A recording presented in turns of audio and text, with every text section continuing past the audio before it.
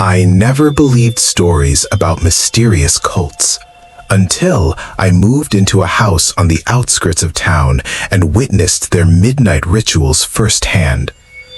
Every night, strange chanting sounds could be heard coming from the old building behind the house. My curiosity led me to a dark secret, a forbidden cult that had been operating for decades, waiting for one person they called the Observer.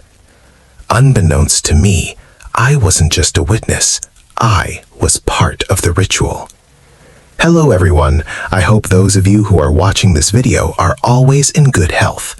Before continuing, don't forget to click like, comment, share, and subscribe. Thank you. I used to think cults were just urban legends, stories people told to scare each other online. That changed after I moved into a small rental house on the outskirts of the city. The place was cheap, too cheap. Behind my house stood a patch of forest and an abandoned building, an old factory, according to the landlord. No streetlights, no nearby neighbors, just silence. On my third night there, just as I was about to fall asleep, I heard it. A sound drifting through the dark. Not music, not voices talking. It was chanting. Low, slow, almost like a prayer whispered backward. I checked the time on my phone. 11:58 p.m. The sound was coming from behind the house, from the direction of the abandoned building. The next morning, I spoke to the only neighbor living nearby, an old man named Mr. Darto. When I mentioned the chanting, his face went pale. Me. Did you hear something last night? Around midnight? He stared at me for a long moment. Mr. Darto. What time exactly? Me. Just before 12. His hands trembled slightly. Mr. Darto. If you plan on staying here, don't go outside after 11. Me. Why not? He lowered his voice. Because they only come out when the city is asleep. That night, I stayed awake.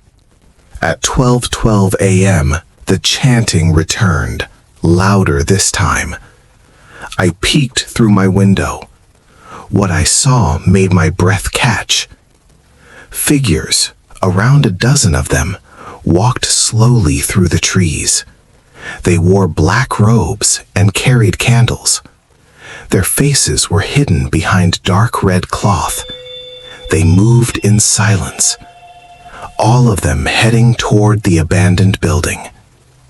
Just before entering, one of them stopped and turned its head straight toward my house. I couldn't see its eyes, but I knew it was looking at me. I should have locked the door. I should have stayed inside.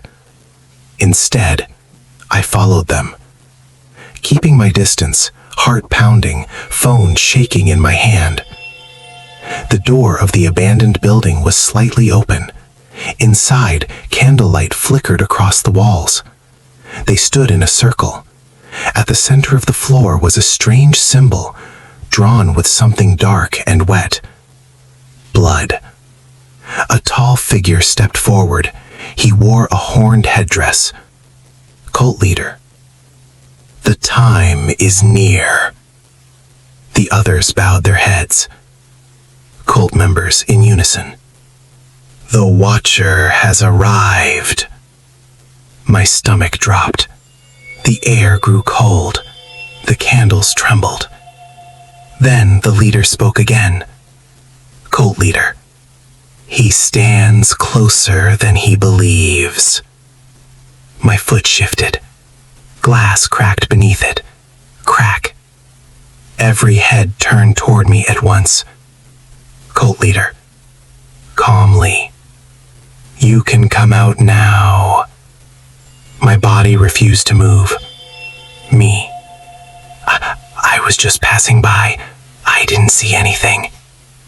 Soft laughter echoed through the room. Cult leader. You've already seen enough. Two of them stepped toward me. Me. What do you want from me?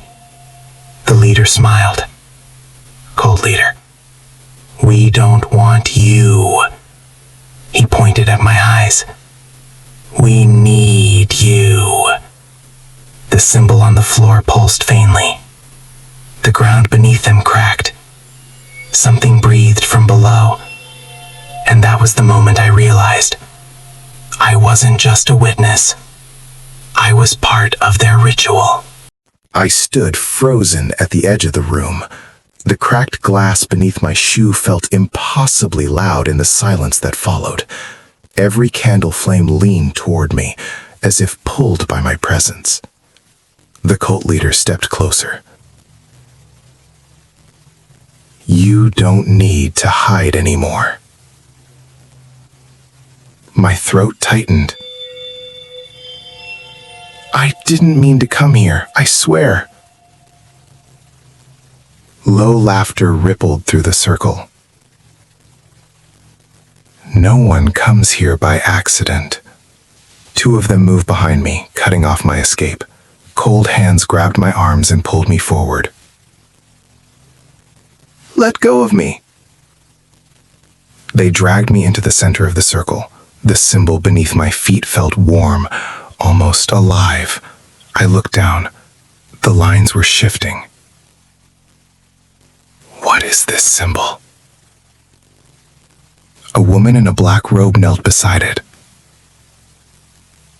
It's a door. I swallowed hard. A door to what? The cult leader leaned in close. To something that has been waiting beneath this city longer than any of us. The chanting began again, louder, faster. He who sleeps below, hear us. He who sees through the watcher, rise. My head started to spin. What does the watcher mean? The leader smiled. It means you. The ground trembled. A thin crack split the center of the symbol. From below came a sound, a wet, dragging breath.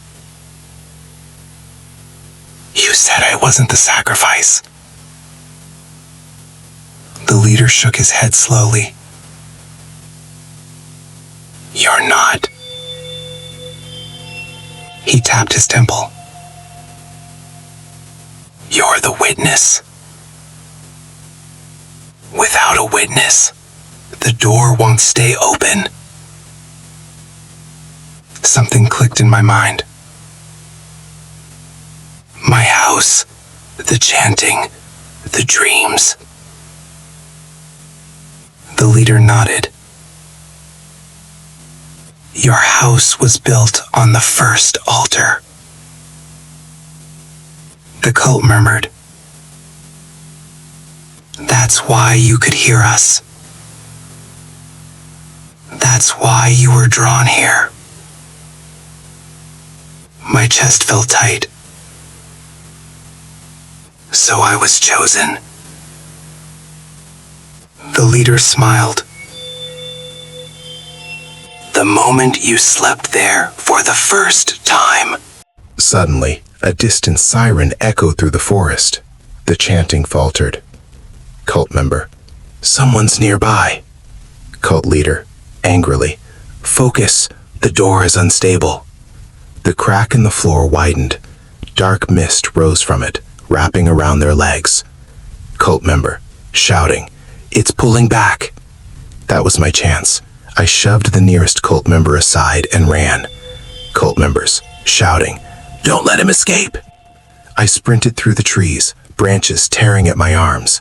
Behind me, footsteps and whispers followed. Not just voices, something heavier, closer. A single light glowed ahead. Mr. Darto's house. I slammed my fists against the door. Help me! The door flew open. Mr. Darto pulled me inside and locked it. Outside, the chanting stopped abruptly. Silence. He stared at my arm. Mr. Darto, quietly. They marked you. I looked down. A dark symbol, identical to the one on the floor, was carved into my skin. Me, shaking. What does this mean?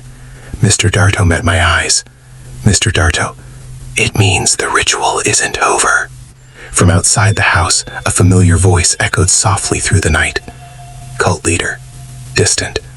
Run while you can, Watcher. Cult leader, the circle always closes.